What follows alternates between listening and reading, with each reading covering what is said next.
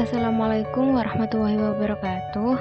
Ketemu lagi dengan saya Risha Sabiti Kurniawati. Di sini kita akan mempelajari tentang diagram perbaik, Latimer, dan diagram Frost. Yang pertama adalah kita akan mempelajari tentang diagram Latimer. Apa sih diagram Latimer itu? Diagram Latimer adalah diagram potensial reduksi standar untuk satu set spesies yang saling berhubungan. Nah, fungsi dari diagram Latimer ini untuk memprediksi kekuatan daya oksidasi atau reduksi suatu pasangan spesies berdasarkan potensial standarnya. Berikut adalah contoh dari diagram Latimer Fe dalam kondisi asam. Dalam gambar tersebut terdapat 4 bilangan oksidasi di mana 0, plus 2, dan plus 3 merupakan keadaan oksidasi umum, dan yang terakhir adalah plus 6 yang merupakan kondisi oksidasi yang tidak umum. Dari gambar tersebut sebagai contoh kita akan mereduksikan Fe3+ menjadi Fe2+. Secara sederhana kita dapat menuliskannya menjadi 2Fe3+ ditambah 2E menjadi 2Fe2+. Lalu berapakah energi potensialnya? Di gambar tertuliskan dari Fe3+ ke Fe2+ itu energi potensialnya adalah plus 0,77 volt. Contoh lain, kita juga dapat mereduksikan ion ferat atau FeO42- dengan ion besi 3 yaitu Fe3+, di mana kita harus menyeimbangkan dulu oksigen dengan air, kemudian hidrogen dalam penambahan air dengan ion hidrogen. Kita dapat menuliskannya FeO42- plus 8H+ plus 3E menjadi 2Fe3+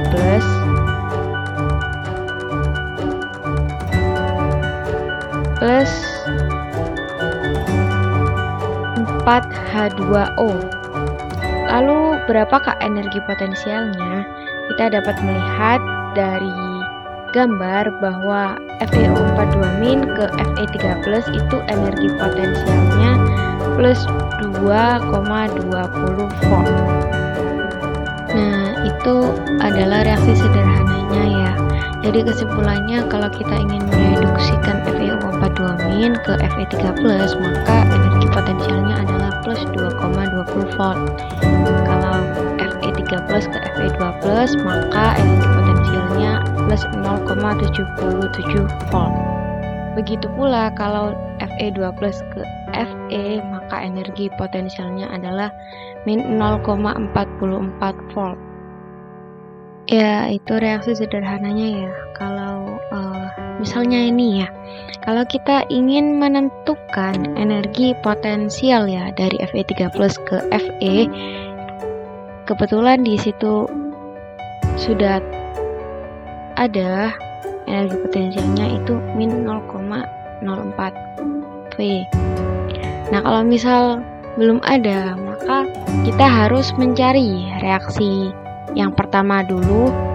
Kita tentukan dulu reaksinya ya. Itu ada 3 reaksi, Fe3+, Fe2+, dan Fe. Dan kita hitung setelah reaksi pertama ditentukan, kita hitung delta G yang pertama juga, kemudian reaksi yang kedua ditentukan dulu, delta G yang kedua itu berapa, lalu kita total reaksinya dan delta G keseluruhannya itu berapa. Jadi nanti kita dapat mencari energi potensial yang dari reaksi tersebut. Nah, kita dapat menuliskan setengah reaksinya itu seperti ini ya. Seperti tadi FeO42- ke Fe3+ itu energi potensialnya plus 2,20 volt. Dan seterusnya itu sama ya seperti tadi. Nah, dari sini tuh kita dapat menyimpulkan bahwa diagram Latimer itu dapat menampilkan informasi redoks tentang seri keadaan oksidasi dalam banyak bentuk.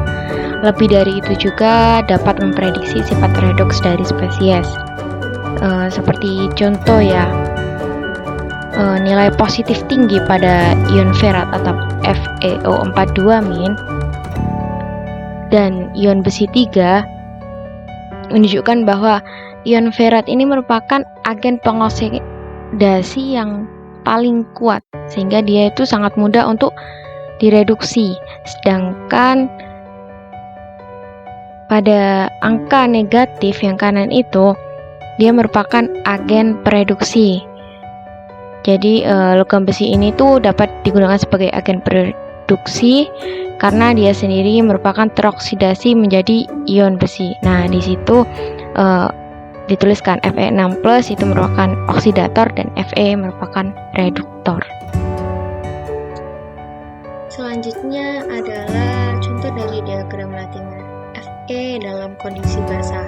Tadi kita sudah mempelajari dalam kondisi asam, sekarang kita akan mempelajari diagram Latimer Fe dalam kondisi basah yang tentu akan sangat berbeda dengan kondisi asam. Dari sini kita dapat melihat ya, pada larutan basa besi 2-hidroksida atau FeOH2 ini mudah dioksidasi menjadi besi 3-hidroksida dengan energi potensial plus 0,56 volt. Itu plus ya, salah. Dan pada ion ferat FeO42- sekarang dia menjadi agen pengoksidasi yang sangat lemah, yaitu plus 0,09 volt dalam larutan basah. Tentu berbeda dengan larutan asam tadi, dia plus 2,20 volt.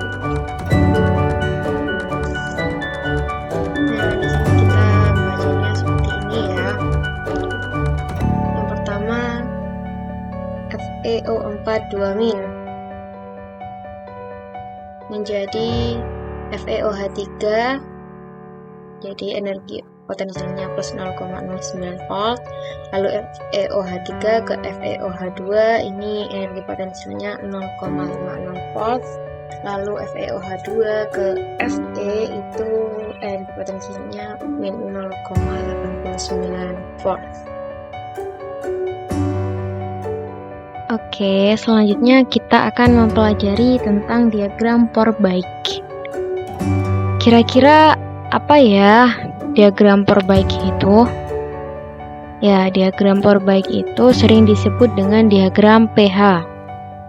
Jadi diagram Forsyth ini merupakan diagram dalam keadaan kesetimbangan termodinamika sistem logam elektrolit. Lalu diagram Forsyth ini digunakan untuk menentukan perilaku korosi suatu logam dalam larutan air, yaitu arah proses elektrokimia dan keadaan kesetimbangan logam pada potensial elektroda tertentu dalam larutan air pada nilai pH tertentu. Nah, selanjutnya hal-hal yang harus kita ketahui ya sebelum membaca diagram Forsyth. Yang pertama adalah kondisi pengoksidasi. Ya, dalam diagram nanti akan dijelaskan di bagian atas diagram itu merupakan potensial elektroda positif yang tinggi. Kemudian yang kedua adalah kondisi reduksi. Ya, nanti akan ada pada diagram di bagian bawah. Itu merupakan potensial elektroda negatif tinggi. Lalu yang ketiga adalah larutan asam. Nah, nanti akan disajikan di sisi kiri diagram. di mana pH lebih rendah dari 6. Kemudian yang keempat adalah solusi alkali yang nanti akan disajikan di sisi kanan diagram, di mana pH-nya itu lebih tinggi dari 6. Nah, lalu ada 3 garis ya nanti dalam diagram pore baik ini. Yang pertama adalah garis vertikal. Ya, diagram pore baik sesuai dengan reaksi non-redox. Jadi elektron tidak terlibat dan bergantung pada pH. Kemudian yang kedua adalah garis horizontal. Di diagram pore baik sesuai dengan reaksi redox, namun dia tidak bergantung pada pH. Dan yang terakhir adalah garis diagonal, diagram pore baik yang sesuai dengan reaksi redox dan juga bergantung pada pH. Ya, ini merupakan contoh dari diagram pore baik ya. Di sini kita akan membaca diagram pore baik dari Fe. Ya. Yang pertama ini di bawah garis A, B, J itu merupakan besi padat, zona kekebalan.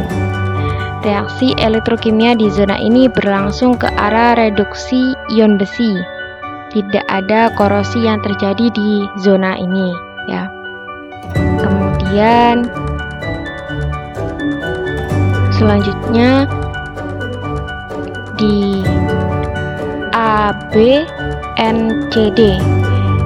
Nah, di situ ada larutan ion Fe2+ dalam air. Di sini kita sebut zona korosi. Jadi besi logam teroksidasi di zona ini ya. Kemudian selanjutnya EDFGK ya. Ini ada larutan ion Fe3+ dalam air. Kita sebut juga zona korosi karena besi metalik teroksidasi atau berkorosi di zona ini. Kemudian HFGM ya, itu larutan berair dari ion FeO42-. Zona korosi juga. Kemudian CDFHI. Di sini oksidasi besi padat ya dari Fe2O3, di mana disebut zona pasif. Jadi besi itu mengoksidasi atau mengkorosi di zona ini. Namun film oksida yang dihasilkan menekan proses oksidasi sehingga menyebabkan pasifasi. Apa itu pasifasi? Yaitu perlindungan korosi logam karena pembentukan film dari produk padat dari reaksi oksidasi. Kemudian selanjutnya NCIP. Ini oksidasi padat Fe3O4. Ya, ini merupakan zona pasifasi. Jadi lapisan oksida itu yang menyebabkan pasifasi. Kemudian yang terakhir adalah BNPJ. Di sini hidroksida padat 2 yaitu FeOH2. Ini merupakan zona pasifasi. Oke, untuk selanjutnya adalah beberapa reaksi dan garis yang sesuai dari diagram FeH2O. Untuk yang pertama, dari titik A ke B, ini reaksinya Fe menjadi Fe2+ plus 2E. Ini merupakan reaksi redox dan tidak bergantung pada pH. Kemudian dari titik E ke D, reaksinya Fe2+ menjadi Fe3+ plus E. Ini juga merupakan reaksi redox sehingga dia tidak bergantung pada pH. Kemudian selanjutnya dari titik D ke titik F, reaksinya itu 2 Fe3+ plus 3O2- menjadi Fe2O3. Ini merupakan reaksi non-redox dan bergantung pada pH. Kemudian selanjutnya dari titik B ke N, reaksinya Fe2+ plus 2OH- menjadi FeOH2. Ini juga merupakan reaksi non-redox dan bergantung pada pH. Kemudian dari titik C ke D itu reaksinya 2Fe2+ plus 3H2O menjadi Fe2O3 plus 6H plus 2E. Ini juga merupakan reaksi redox dan bergantung pada pH. Kemudian selanjutnya yang terakhir adalah titik B ke J. Ini reaksinya Fe plus 2OH- menjadi FeOH2 plus 2E. Ini juga merupakan reaksi redox dan dia juga bergantung pada pH. Selanjutnya adalah diagram Frost. Apa ya diagram Frost itu? Diagram Frost sering disebut juga dengan diagram keadaan oksidasi. Dan diagram Frost ini merupakan diagram yang memungkinkan kita untuk mengeluarkan informasi tentang sifat dari perbedaan keadaan oksidasi yang nampak tanpa membutuhkan perhitungan. Dan diagram Frost ini juga menunjukkan energi bebas relatif lebih dari potensial pada sumbu vertikal dan keadaan oksidasi pada sumbu horizontal. Selanjutnya adalah prinsip pembacaan dari diagram Frost. Sebelum kita membaca, maka kita harus memahami prinsipnya terlebih dahulu ya. Yang pertama, dari gambar tersebut kita sudah dapat menyimpulkan ya, jika spesies dengan nilai potensial paling rendah untuk bilox tertentu merupakan spesies yang relatif lebih stabil dibandingkan yang lain. Jadi semakin rendah nilai potensial, maka semakin stabil spesies dengan bilox tersebut. Yang kedua adalah spesies yang membentuk slope lebih positif dengan spesies lain, biasanya merupakan spesies yang cenderung mengalami reaksi reduksi. Jadi dia akan menjadi oksidator. Dan sebaliknya, jika spesies yang membentuk slope kurang positif dengan spesies lain, itu merupakan spesies yang cenderung mengalami reaksi oksidasi, disebut reduktor. Yang ketiga itu komproporsionasi ya. Spesies yang berada di bawah slope atau garis merah putus-putus yang menghubungkan dua spesies yang berdekatan itu merupakan hasil dari reaksi redoks komproporsionasi dari dua spesies yang terhubung dengan garis merah putus-putus. Apa sih komproporsionasi itu? Jadi reaksi redoks komproporsionasi itu merupakan reaksi redoks yang melibatkan dua spesies yang berubah menjadi satu spesies yang sama. Dari dua spesies itu, salah satu akan mengalami reaksi oksidasi, biloxnya akan meningkat, dan satu spesies lain mengalami reaksi reduksi, jadi biloxnya akan menurun. Yang keempat itu disproporsionasi. Kalau tadi komproporsionasi, sekarang disproporsionasi, yaitu spesies yang berada di atas slope atau garis merah putus-putus dan cenderung mengalami reaksi redoks disproporsionasi menjadi dua spesies yang terhubung dengan garis merah putus-putus. Nah, apa itu disproporsionasi? Yaitu reaksi redoks satu spesies yang berubah menjadi dua spesies yang berlainan. Sebagian akan mengalami reaksi oksidasi, biloxnya akan meningkat menjadi spesies yang di atasnya, dan sebagian mengalami reaksi reduksi, biloxnya akan menurun jadi spesies yang ada di bawahnya. Oke, selanjutnya adalah contoh diagram Frost Fe. Di sini kita akan membaca diagram Frost Fe ini. Ya, yang pertama itu ada kurva yang berwarna biru, itu merupakan kondisi spesies dengan keadaan yang sangat asam dengan pH sama dengan 0. Kemudian yang berwarna merah merupakan kondisi yang sangat basah dengan pH sama dengan 14. Kemudian dalam suasana asam, Fe2+ ini merupakan spesies dengan nilai potensial yang paling rendah dengan bilox +2 Jadi Fe2+ ini merupakan spesies yang relatif lebih stabil dibandingkan spesies yang lainnya. Kemudian dalam suasana basah yang stabil itu FeO2- dengan Bilox +3, posisinya berada pada posisi nilai potensial yang paling rendah juga.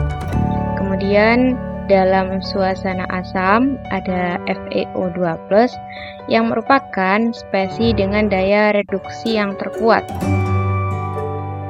FeO2+ ini merupakan spesies dengan nilai potensial paling tinggi dengan Bilox +4.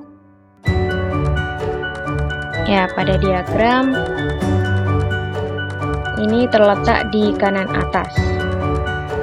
Kemudian dalam suasana asam juga ada Fe3+. Di situ Fe3+ mengalami komproporsionasi. Ya, komproporsionisasi itu apa? Itu sudah dijelaskan di slide sebelumnya. Kemudian